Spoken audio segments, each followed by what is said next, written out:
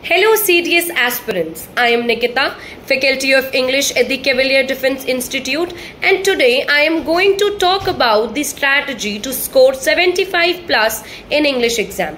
और ये डिस्कस करने से पहले स्ट्रक्चर समझना बहुत जरूरी है।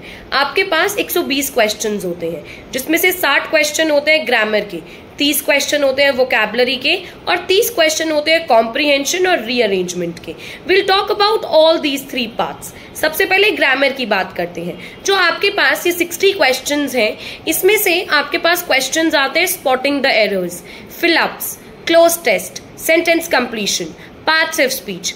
और यहाँ पर टॉपिक्स कवर किए जाते हैं हमारे पास noun, pronoun, verb, adjective, adverb, conjunction, preposition, interjection, tenses and active and passive voice. और एक दो और टॉपिक्स होते हैं जैसे क्वेश्चन टैग, ठीक है, और मोडाल्स। अभी आपको ये टॉपिक कवर करने हैं and you can refer to different books as well और you can watch our videos on YouTube also. आपको इनका बेसिक्स कवर करना है, इनके कुछ रूल्स कवर करने हैं जो आपको हेल्प करेंगे क्वेश्चंस को आंसर करने में पेपर में। आप प्रैक्टिस कीजिए, you can use our book as well. इसके बाद अब बात करते हैं वोकैबुलरी पोर्शन की। आपके पास क्वेश्चंस आते हैं synonyms, antonyms, homophones, borrowed words आ जाते हैं और कई बार पेयर्ड वर्ड्स भी आ जाते हैं, ठीक है। उसके लिए you need to understand all these words, सबसे पहली चीज, और ये आप कर पाएंगे by analysing the previous year paper. और मेरा एनालिसिस ऐसे कहता है कि ह्यूमन बेस्ड इमोशन से वोकैबुलरी आती है। तो आप 2019 से 2024 तक पेपर उठाइए सीडीएस के, आप सभी वोकैबुलरी को एनालाइज कीजिए। अब जब मैं बोल रही हूँ एनालाइज करने के लिए, तो इसका मतलब ये नहीं है कि आपको सिर्फ ऐसे टिक मार्क करते हुए चलना है आंसर की को देखकर, नहीं। You have to look for the options also. उनके सिनोनियम्स पता कीजिए, उनके एंटोनियम्स पता कीजिए, अच्छे से एनालाइज कीजिए उनको, तभी हेल्प कर पाएंगे। अगर आपने सीडीएस के एनालाइज कर लिए हैं तो आप एनडीए के पेपर उठाइए 2019 से लेकर 2024 तक, और आप एनडीए की वोकैबुलरी को भी एनालाइज कीजिए, क्योंकि दोनों सेम ही आ रही हैं ऑलमोस्ट, ठीक है। ये है वोकैबुलरी करने का तरीका।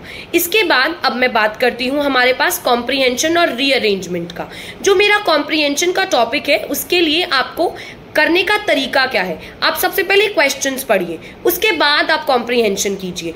You have to understand the context, the elements, the tone and the knowledge that is given to you, okay. उसको अच्छे से एनालाइज कीजिए और फिर उसके बाद आप क्वेश्चंस करने की कोशिश कीजिए।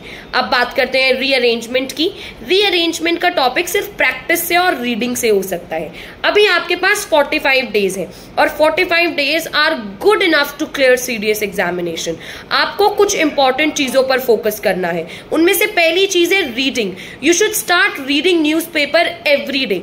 अगर आप पूरा न्यूज़पेपर नहीं पढ़ पा रहे हैं तो आप कोशिश कीजिए कि आप एडिटोरियल पढ़ लें, 1-2 या जितने भी आपसे पढ़े जाते हैं, आप वो टॉपिक उठाइए और आप कवर कीजिए उसको। जब हम रीड करते हैं तो हमारी वोकैबुलरी तो अच्छी होती ही है, नॉलेज तो मिलती ही है, उसके अलावा parts of speech, sentence arrangement, ये कुछ नई चीजें हम सीखते हैं, तो ये आपको बहुत हेल्प करने वाली है। आप टॉपिक्स कवर कीजिए, टॉपिक्स कवर करने के बाद क्वेश्चंस कीजिए, क्वेश्चंस करने के बाद आप पेपर उठाइए पिछले 5 साल के, 2019 से ले लीजिए और आप वो कवर करने की कोशिश कीजिए। Solving PYQs is going to help you a lot to increase your score. इसके अलावा आप मॉक टेस्ट दीजिए, क्योंकि mock test are performance indicators. वहां से आपको पता चलेगा आपको किस पोर्शन में कितनी और मेहनत करने की जरूरत है। So that is this comprehensive strategy for English. Start reading, cover the topics, give mock test, solve more and more PYQs and score well. If you have any doubts, you can ask us on the numbers given below.